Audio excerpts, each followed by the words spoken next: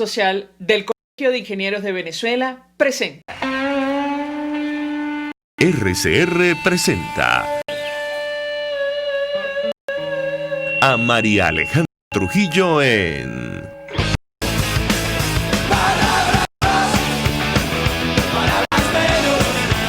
Palabras más, palabras menos.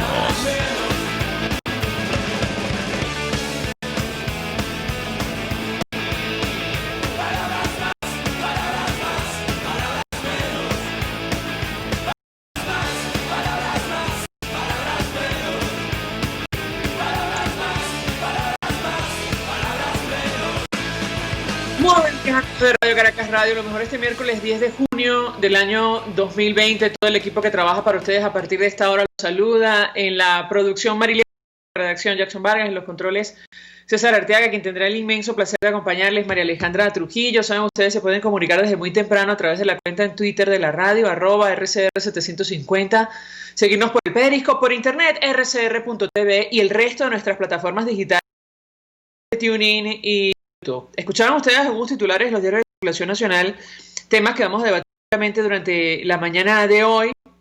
Más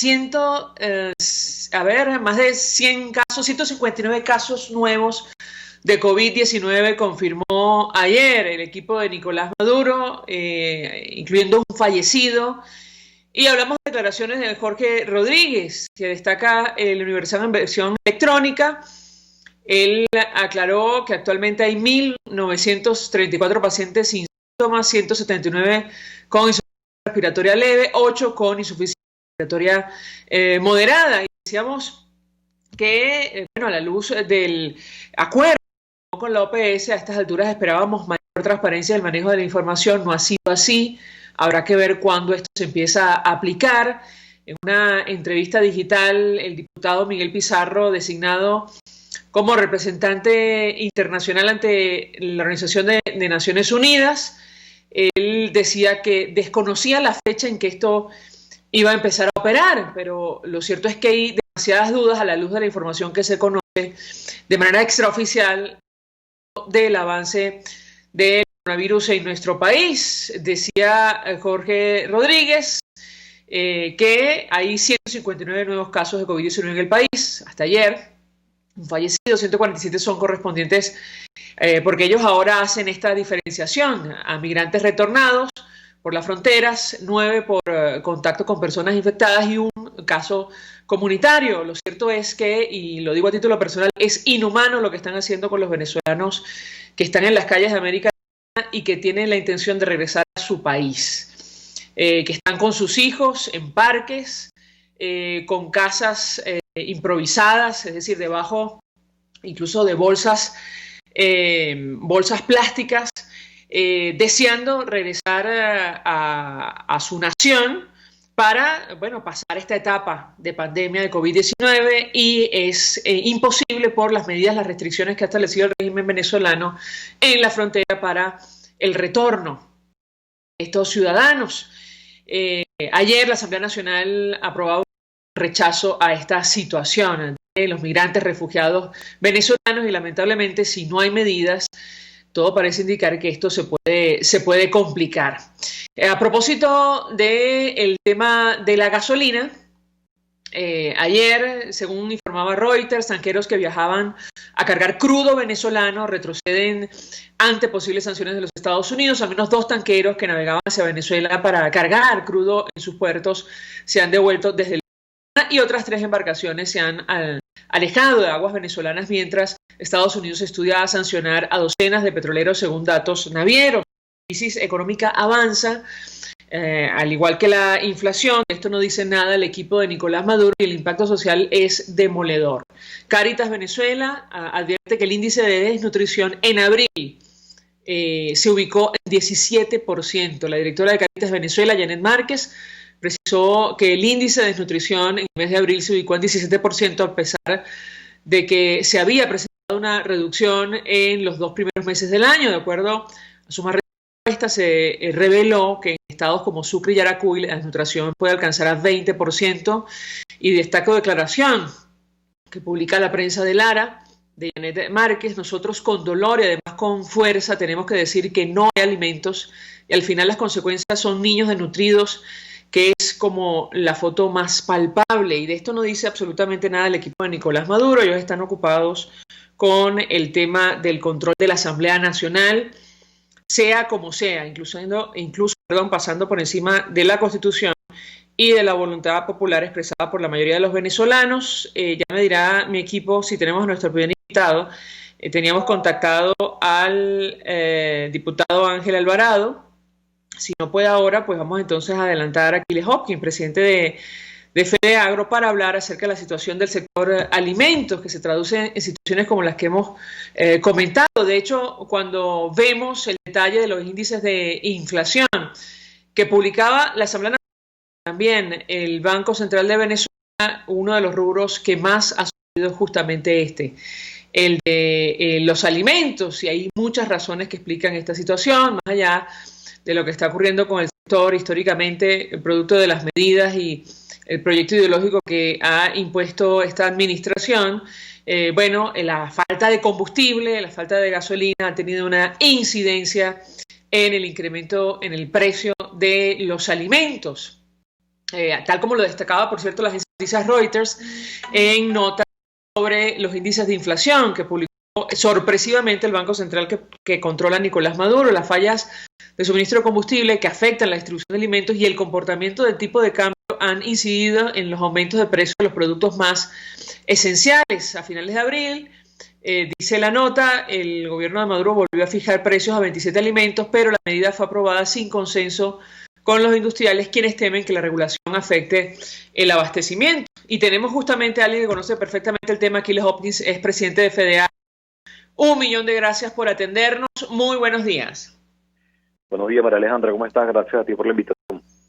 Bien, mucho interés de conocer la información que pueda compartir con nosotros acerca del tema que nos ocupa. Iniciaría a partir del dato que comentábamos con los amigos oyentes y los internautas, que tiene que ver con el incremento en el precio de los alimentos, sobre todo en medio de esta pandemia de COVID-19. ¿Qué puede decirnos? Bueno, hay dos cosas que impactan de manera importante sobre el precio de los alimentos. Lo hemos dicho en anteriores oportunidades, sobre todo cuando se puso en práctica nuevamente el tema del control de precios. La monetaria que lleva adelante el Banco Central de Venezuela es lo que impacta sobre el tipo de cambio, y el tipo de cambio impacta sobre los precios de los alimentos. ¿Por qué? Porque estamos en una economía dolarizada de facto, porque todos nuestros repuestos, todos nuestros insumos, todo lo que nosotros necesitamos para producir está dolarizado. Y ahora también está dolarizado el combustible, la gasolina. Es decir, que todo lo que tenga que ver con impacto sobre el precio de los alimentos se deriva de la política del Ejecutivo Nacional. El Ejecutivo Nacional decide la liquidez monetaria para tener el gasto fiscal. Eso impacta directamente sobre el tipo de cambio que va a subir, y al subir el tipo de cambio directamente va a impactar sobre los costos de producción de nuestros alimentos. Es decir, somos una víctima de la política monetaria del Estado, no somos los causantes del incremento de los precios de los alimentos. Esa es una de las razones, y seguramente otra tiene que ver con la escasez de combustible, ¿correcto? Sí, claro. En este momento, bueno, a toda la crisis que ya había, que no tenemos insumos, a que no hay repuestos agroquímicos, a que no hay semilla, a que no se va a luz, a que no hay servicios, a lo que ya todos sabemos, bueno, ahora tenemos un costo de la gasolina que probablemente sea de los más elevados del mundo, en un país donde el poder adquisitivo del venezolano probablemente sea de los más reducidos, de los más pequeños del mundo. Entonces, esto tiene un impacto muy importante. Valga la pena aquí aclarar que si bien estábamos en una crisis bastante importante antes del nuevo precio de la gasolina, pues quizás en este momento estamos que como estábamos hace 15 días. ¿Por qué? En el medio de la crisis había algunas zonas en las que estaba accediéndose a algo de gasolina y a algo de diésel. En su momento lo reflejamos. Estábamos abasteciendo más o menos un 20% del requerimiento del diésel y aproximadamente un 5% de la gasolina. ¿Qué sucedió a partir del nuevo esquema de distribución de la gasolina? Bueno, pareciera que se volcaron a atender la región capital. Hemos visto en Caracas se acabaron las colas y desatendieron el interior del país. Ayer conversábamos con productores del Estado Medio, de los pueblos del sur de Mérida y nos decían que allá 21 días sin una gota de gasolina, ni barata ni cara. En el estado Lara, los productores alarmados, en el estado Portuguesa, los productores alarmados, en el estado Guárico, en algunas zonas donde recibíamos 2 gandolas semanales que no alcanzaba para abastecer, pues en este momento no podemos hablar ni siquiera de una gandola semanal. La situación se ha complicado en las zonas productivas y esto, María Alejandra, está teniendo y va a tener un impacto no solamente sobre los costos de producción, sino sobre la producción, porque se iniciaron las lluvias. En la agricultura los tiempos son perfectos. El maíz, que es el principal cultivo del año del país, que produce la arepa para el venezolano, el maíz se siembra cuando se inician las lluvias. Entonces hay que sembrarlo cuando se inician las lluvias. Y en este momento se iniciaron las lluvias. Los pocos insumos que tenemos que sembrarlos ahorita, para que esa semilla, ese poco fertilizante se conviertan en granos de maíz y ese grano de maíz se convierta después en cocida para la arepa. Y en este momento nosotros no contamos con el combustible para acometer esas labores, no lo vamos a poder sembrar, pero lo mismo aplica para el arroz, lo mismo aplica para las hortalizas y lo mismo aplica para todos los cultivos. Lo que está sembrado hay que atenderlo y hay que atenderlo en el momento en que se necesita. Cuando cae una plaga, cuando cae un ataque de un gusano, hay que combatirlo ese día, porque en 2 días probablemente ya no exista plantación. En agricultura los tiempos son perfectos, tienen que ser perfectos. Y la escasez del combustible está no solamente, repito, los costos de producción, sino está afectando lo poco que estamos produciendo y la calidad de lo que podemos producir. Ahora, quiere decir, y lo digo con evidente ironía, que lo que dijo el nuevo ministro de Petróleo de que nadie podía condicionar la cantidad de litros de gasolina que solicitaran los usuarios es mentira. Bueno, que el problema es si no llega, ni siquiera tienes la oportunidad de condicionarlo.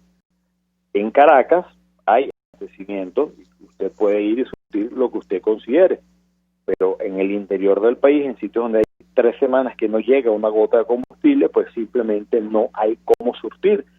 Y el suministro de gasoil, que es lo que se utiliza para los tractores, para las gandolas, para el transporte de los alimentos, estaba fluyendo, como te dije, con cierta regularidad y atendiendo entre el 20 y el 25% de la demanda, pues en este momento, como las flotas de transporte, que por cierto no es suficiente para la demanda que hay, la flota de transporte se le dio prioridad a atender el suministro de gasolina y fundamentalmente de región capital.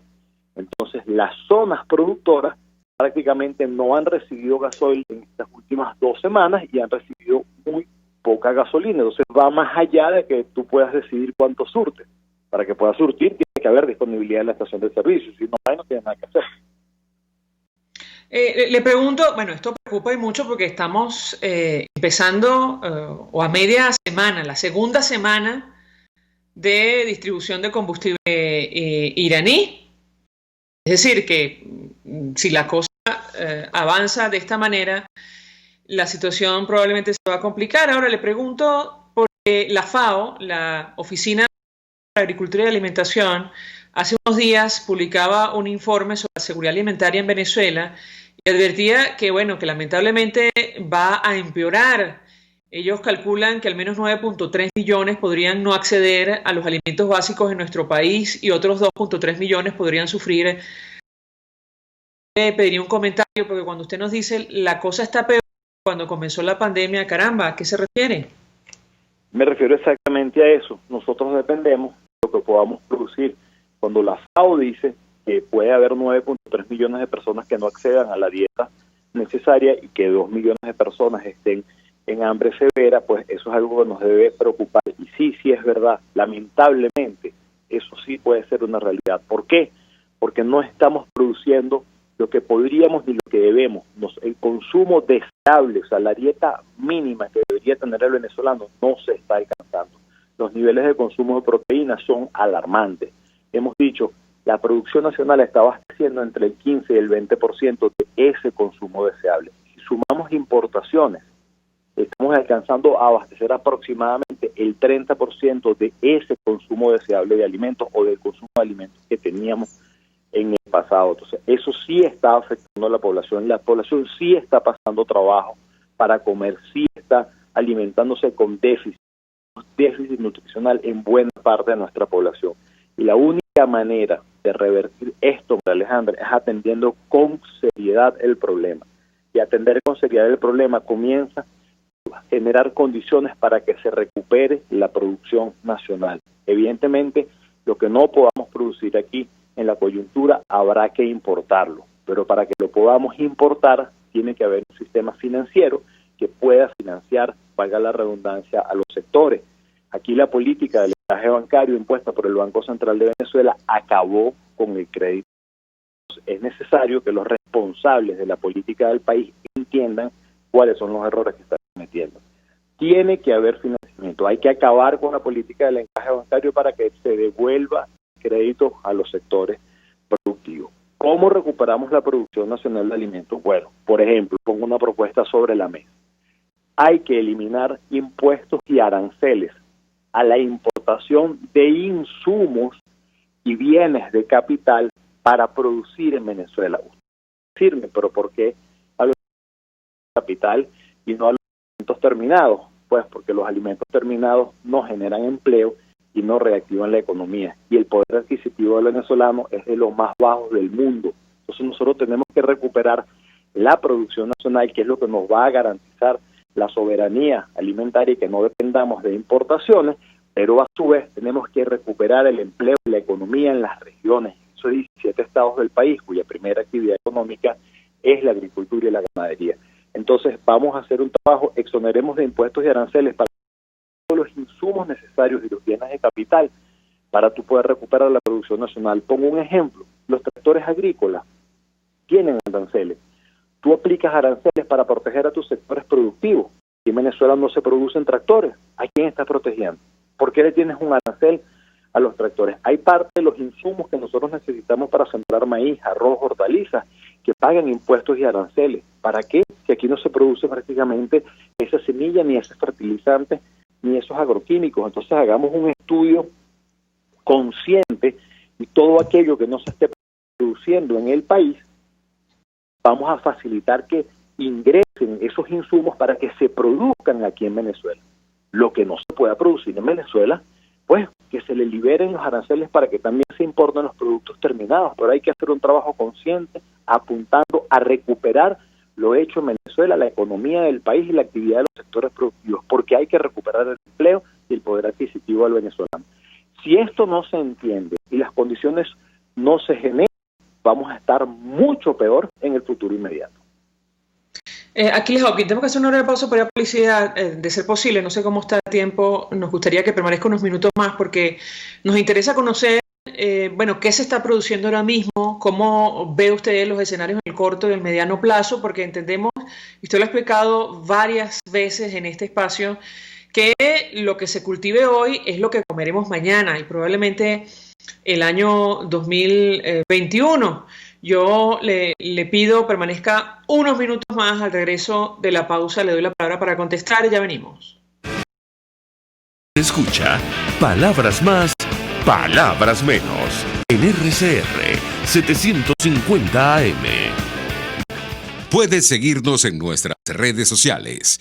En Twitter, @RCR750, la radio que se ve. Mensaje del ingeniero Kenick Navarro, presidente del FONPRES CIB. Apreciado colega ingeniero, arquitecto y afín, el Fondo de Previsión Social del Colegio de Ingenieros de Venezuela, FONPRES, diseñó para la protección de tu salud el Sistema Integral de Previsión Social. El mismo tiene a tu disposición asistencia primaria de salud, el plan de salud con coberturas de VIP, todos estos planes pensando en la protección de tu familia. Para mayor información visita fonpres.net.be, Colegio de Ingenieros de Venezuela, construyendo futuro. RCR 750 AM, porque lo bueno une.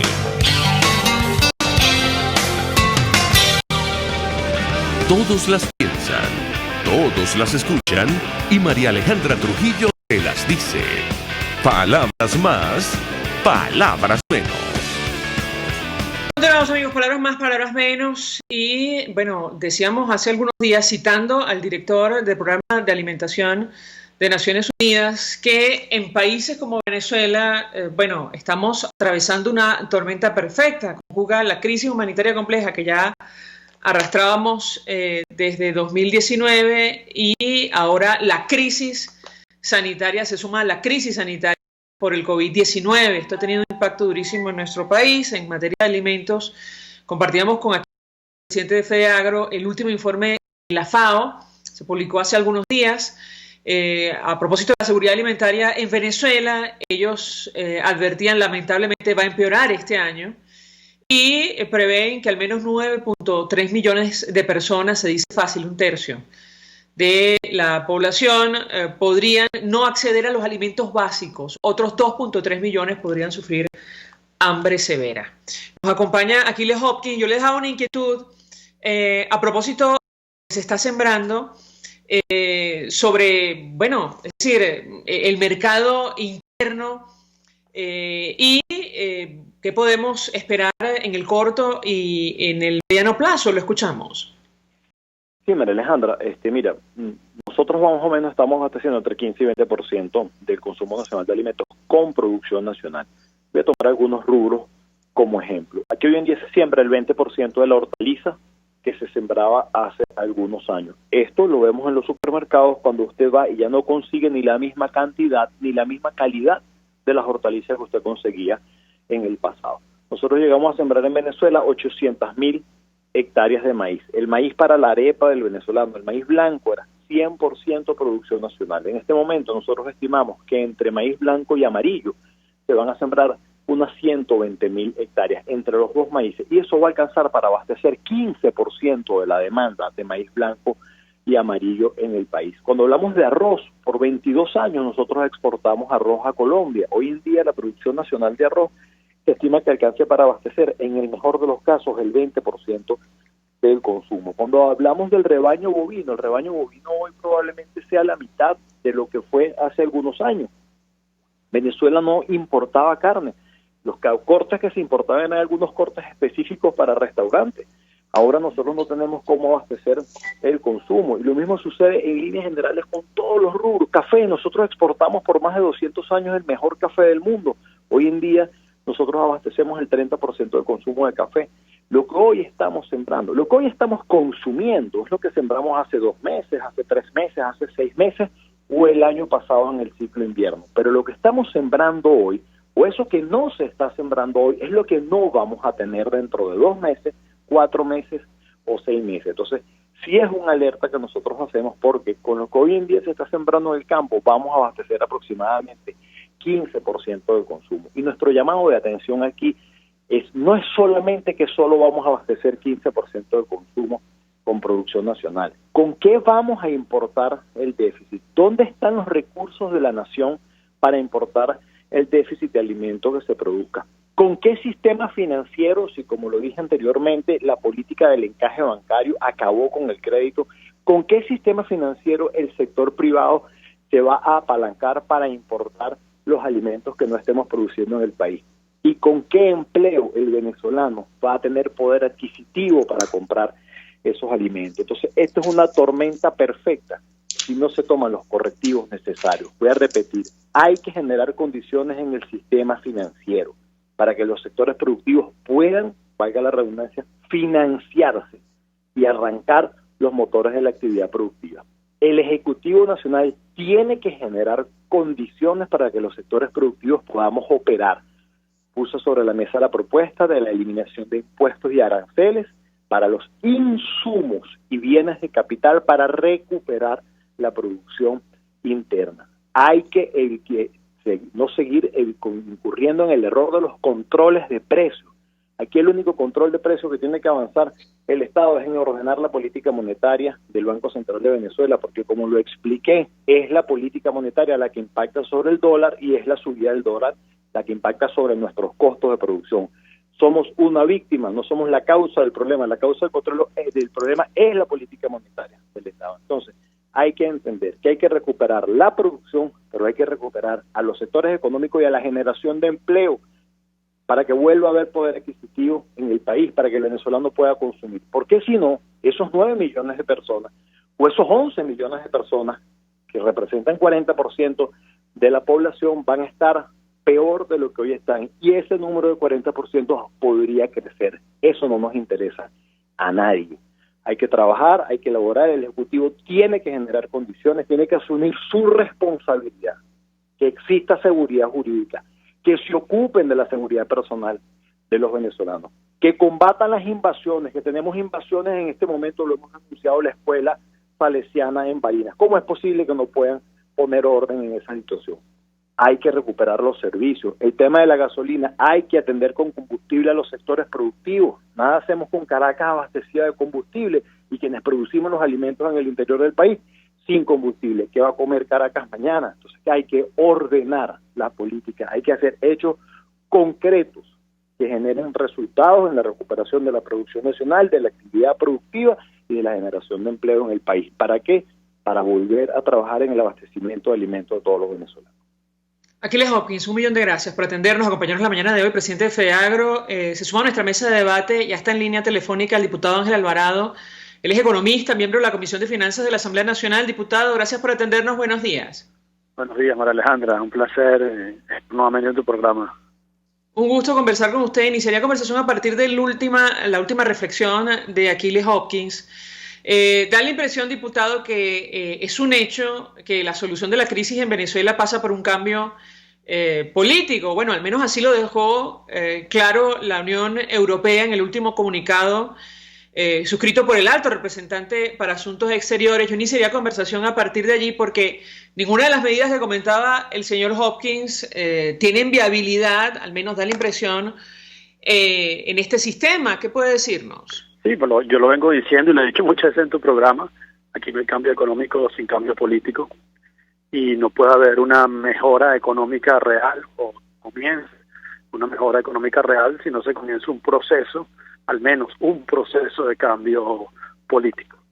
Y bueno, todo lo que estamos viendo en estos días con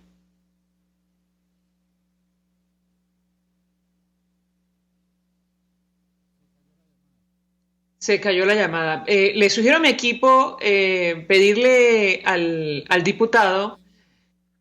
Está en línea telefónica. Sí. Diputado, si tenemos problemas con la comunicación, le adelanto que podríamos hacer el contacto vía Skype. Se lo dejo allí.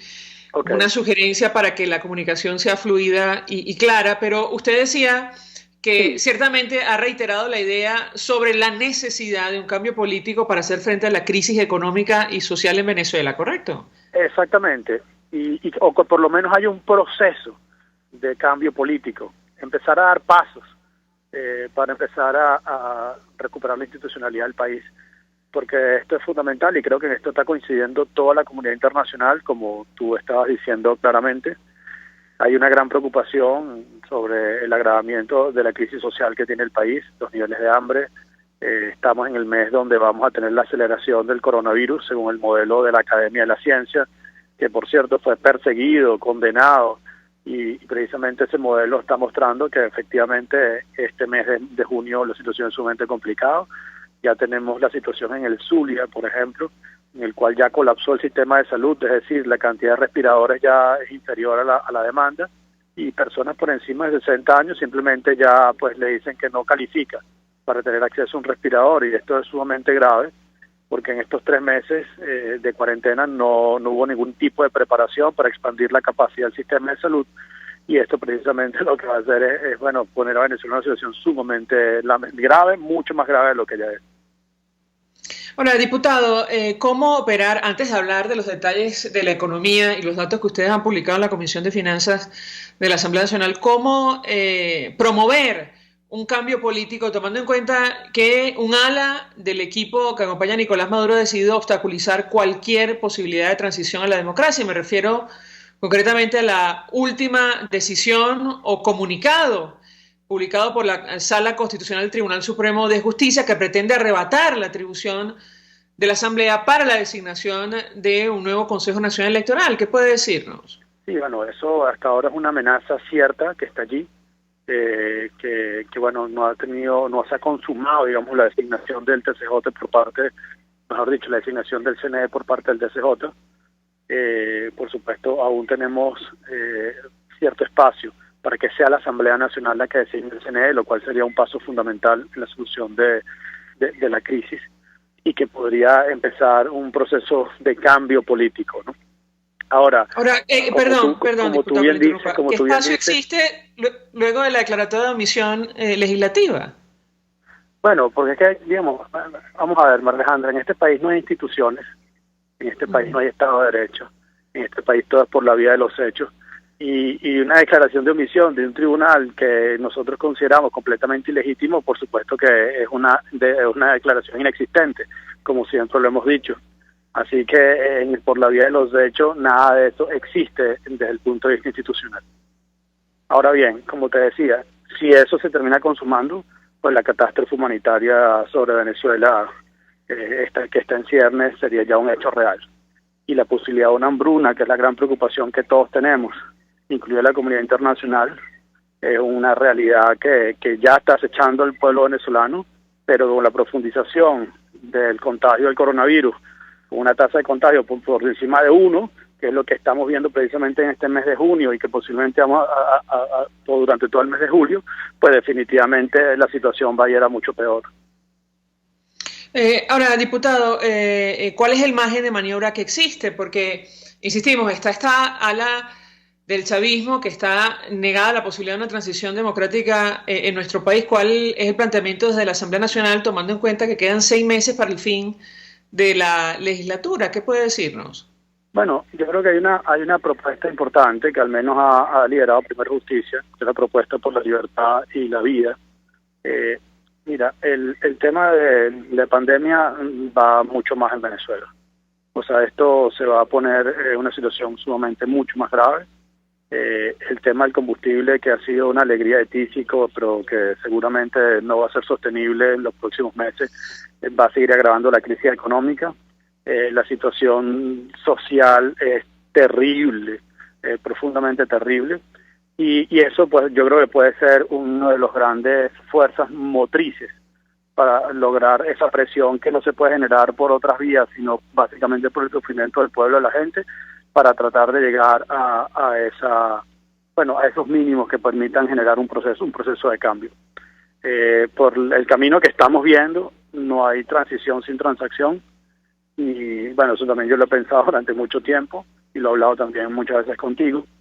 Y bueno, aunque hay esos grupos, como tú bien dices, que está dispuesto a ir adelante a toda costa, y por supuesto que eso se ha acelerado a partir de los procesos de los primeros días de lo que ocurrió los primeros días de mayo con la operación Gedeón, y que ha generado esta respuesta ofensiva por parte de Nicolás Maduro, pues definitivamente el margen de maniobra para aquellos que querían una transición democrática es cada vez menor. Ahora, en política no es imposible, en cierta manera la política es el arte de lo posible, y allí está esa propuesta en la cual nosotros estamos proponiendo cómo expandir la capacidad del sistema de salud, aliviar las necesidades de la gente y aliviar las necesidades de la gente con transferencias directas que sean administradas por agencias internacionales de ayuda humanitaria, pero a cambio de que nosotros entonces tengamos un reconocimiento de la Asamblea Nacional, volvamos al Palacio Federal Legislativo y podamos designar un nuevo CNE que genere un proceso de cambio.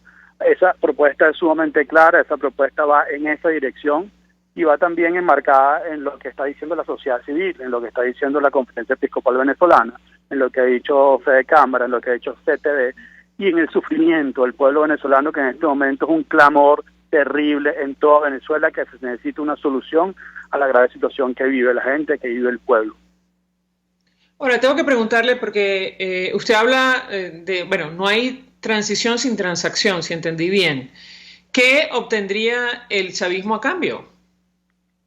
Sí, la verdad es que es una parte del chavismo, como creo que lo hemos hablado otras veces. Hay una parte del chavismo que definitivamente tiene muy pocas posibilidades de maniobra, que son aquellos que tienen indictment, es decir, que tienen carteles perseguidos por el sistema de justicia de los Estados Unidos y que están señalados incluso de favorecer el terrorismo, como el Sabayar, el exdiputado del Sabayar, con el tema de Hamas y Hezbollah. Pero hay otros que además tienen pues el Kingpin Act, que es el caso de Tarek El-Aissami y muchos otros, ¿no? Que están sancionados o que tienen indictment. Con ellos no es posible una transición. Pero fuera de ellos hay muchísimos dirigentes dentro del Partido Socialista Unido de Venezuela que saben que podrían tener un futuro político en Venezuela, que no están inmersos por lo menos en temas de terrorismo o narcotráfico, y que son la mayoría Y la apuesta entonces que se está dando y que es parte de la propuesta que se ha hecho desde el gobierno de emergencia y que tiene el apoyo de la comunidad internacional es procurar lograr un acuerdo o una transición con ese chavismo que no está inmerso o que no está, no está sucio de ese tipo de prácticas.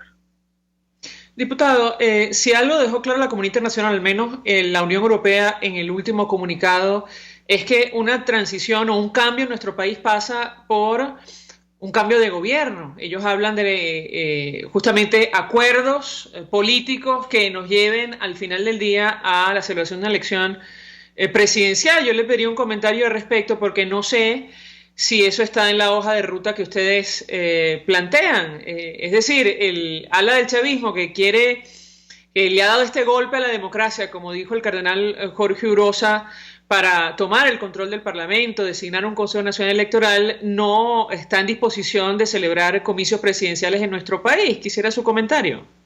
Sí, esa ala es la que responde a Nicolás Maduro. Por supuesto que con Nicolás Maduro no parece ser posible o no es posible este tipo de transición. Ahora, la propuesta de Borrell está perfectamente, o sea, Borrell no está diciendo nada distinto a lo que está diciendo Pompeo. Al final ambos están buscando un gobierno que en este caso puede ser un gobierno de emergencia, que es lo que ha propuesto Pompeo, que es lo que hemos discutido, hemos ratificado en la Asamblea Nacional, y que eso nosotros nos permita, hacer el paso hacia la elección de una elección, o la celebración de una elección presidencial libre. Aquí no estoy diciendo nada distinto a lo que está diciendo la comunidad internacional, tanto lo que está citado de Borrell, lo que ha dicho Pompeo en el Democratic Transition Framework.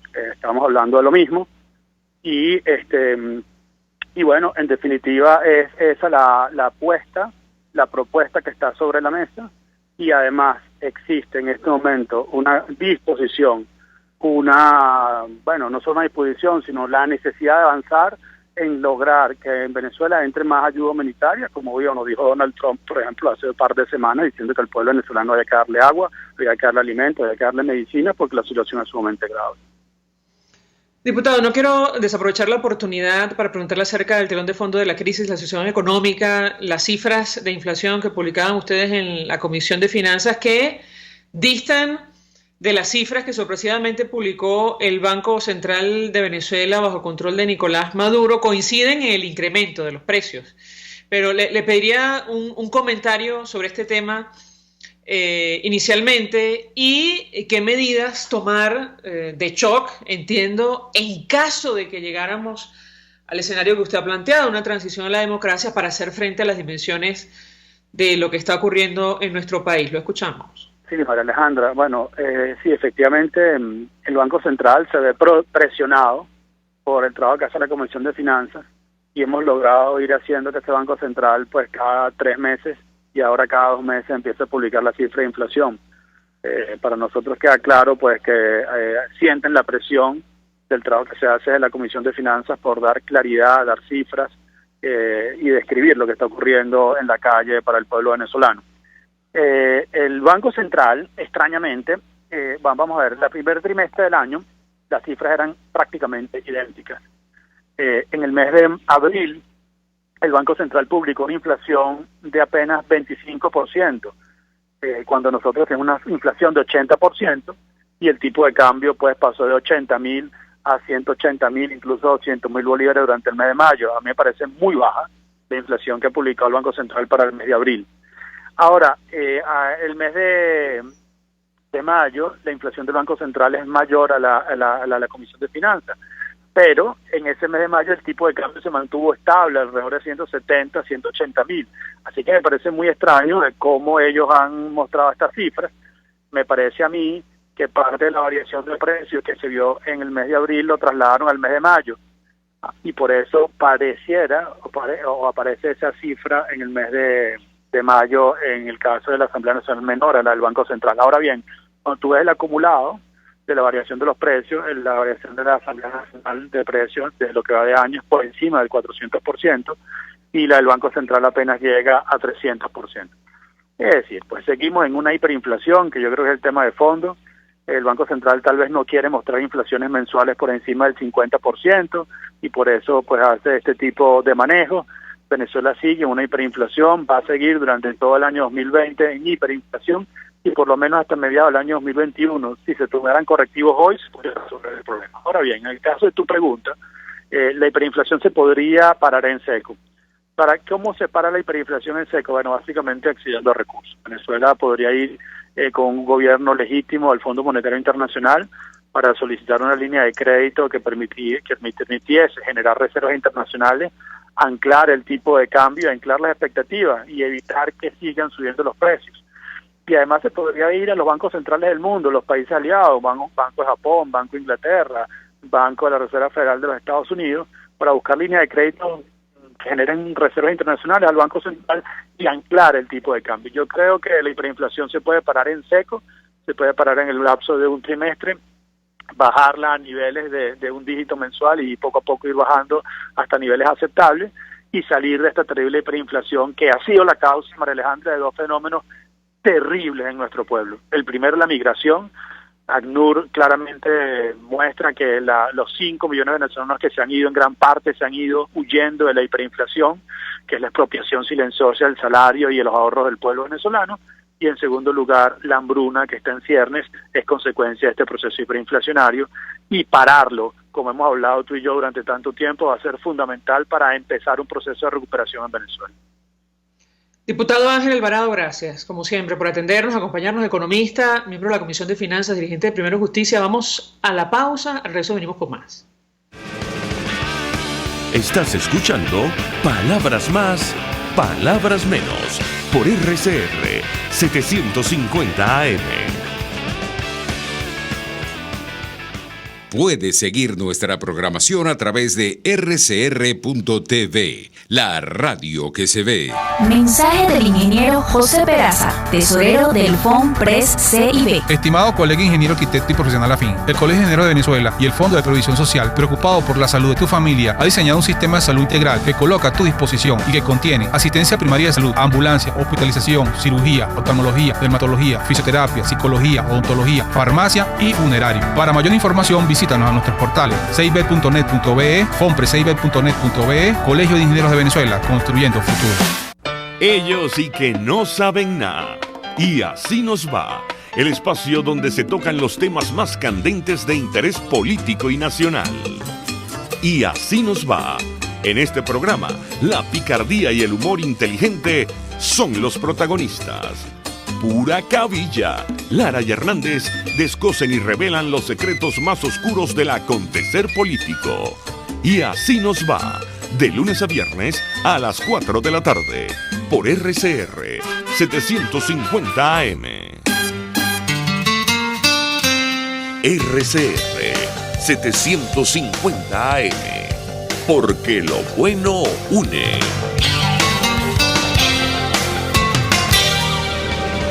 Información, opinión, contraste. María Alejandra Trujillo está en Palabras Más, Palabras Menos.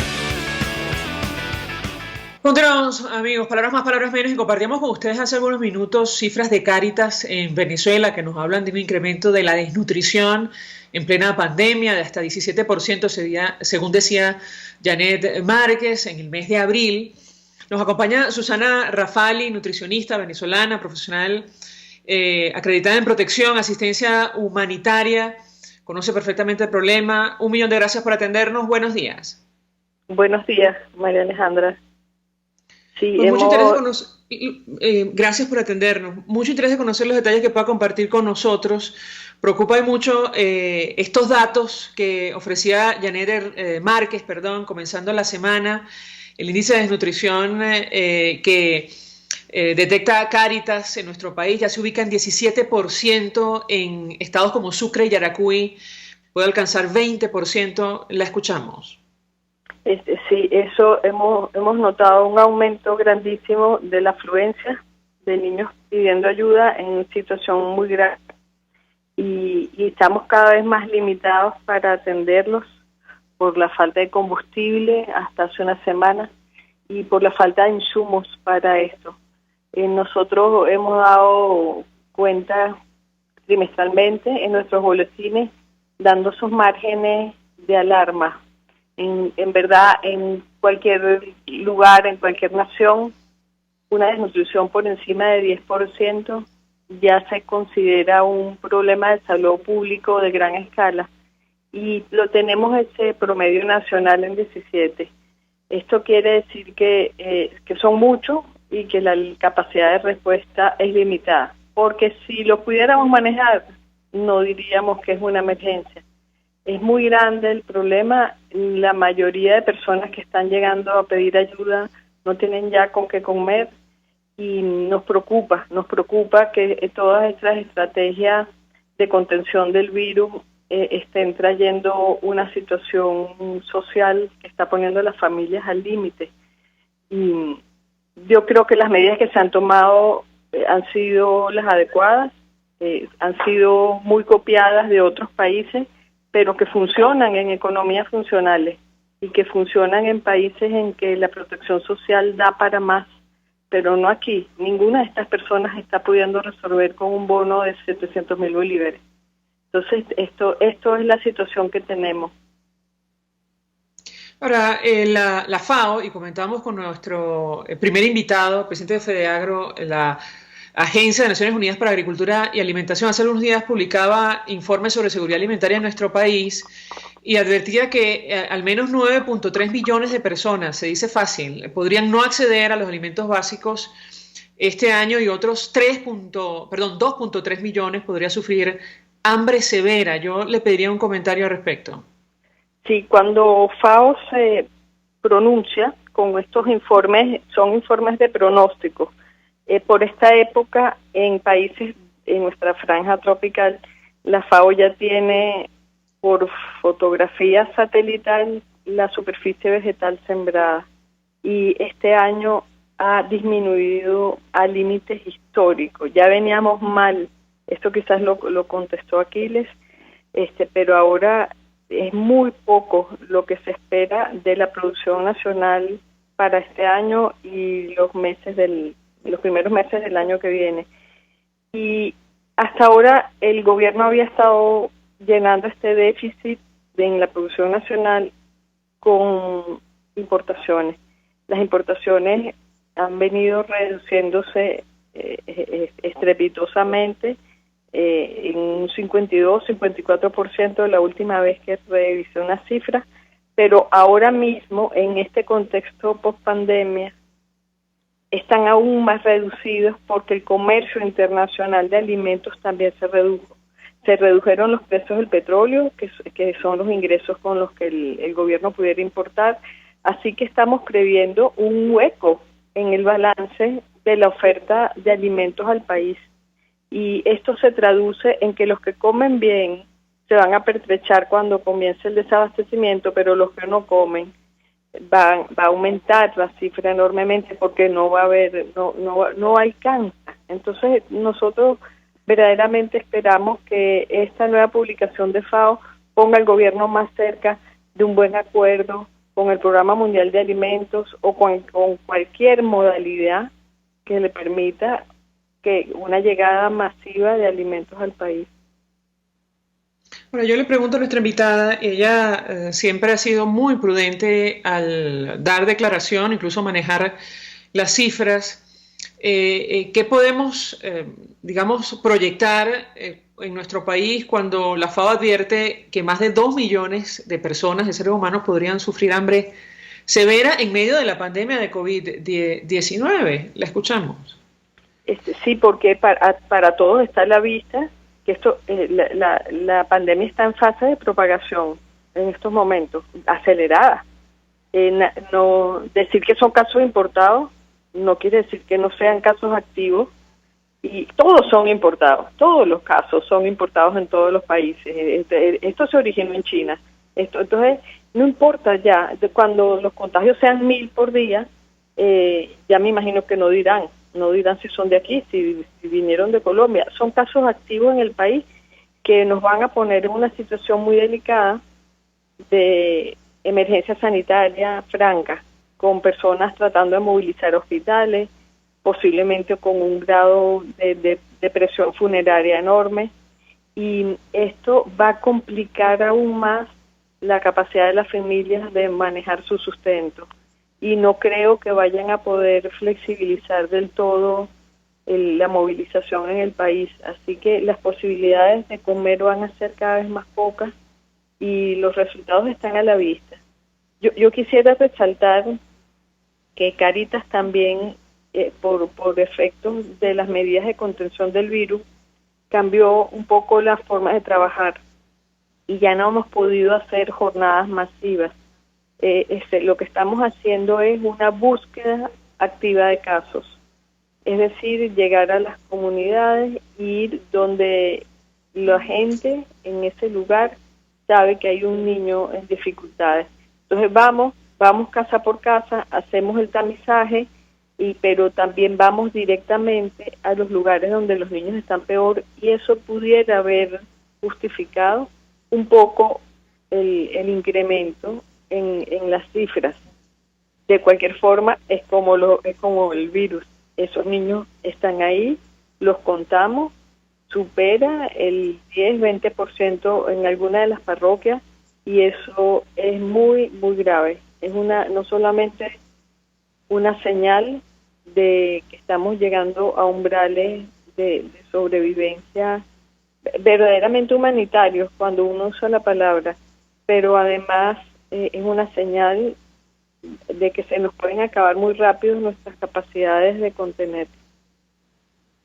Susana Rafali, 1.000.000 de gracias por atendernos, acompañarnos la mañana de hoy. Queremos escuchar su opinión, además compartir información valiosa acerca de este tema, el avance de la crisis humanitaria compleja que ya afectaba a nuestro país en medio ahora de esta pandemia de COVID-19. Nosotros se nos ha agotado el tiempo, nos despedimos, lo hacemos a nombre de Jaime Nestares, de la Dirección General de la Estación, en la gerencia de producción Wilitza Calla, en la producción Marilia García, en la redacción Jackson Vargas, en los controles César Arteaga, quien tuvo el placer de acompañarles, María Alejandra Trujillo. El Fondo de Previsión Social del Colegio de Ingenieros de Venezuela presentó. RCR presentó Palabras Más, Palabras Menos. RCR 750 AM.